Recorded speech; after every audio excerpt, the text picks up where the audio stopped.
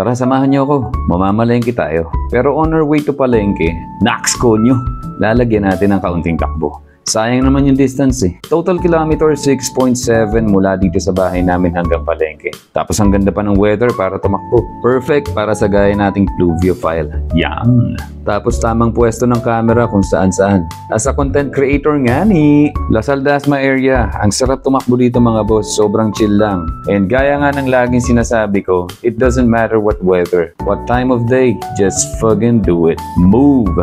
Pero ingat ka lang lagi sa mga ganyan, no? Enemy spotted. Mortal na kalaban ng mga runners yan. Pag hinabulat na kagat ka niyan, aray mo. So, andito na tayo sa Kadiwa. Dito nga po pala may cherry blossom tree. Ayan, oh.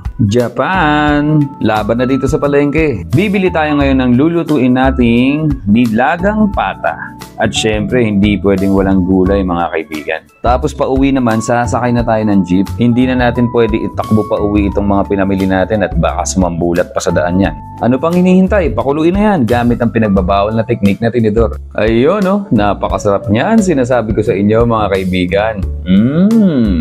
Pero bago natin simulan, pasalamat muna tayo sa biyayang natanggap. And then attack na! Here we go! Kain tayo mga boss. Have a great day po sa inyong lahat.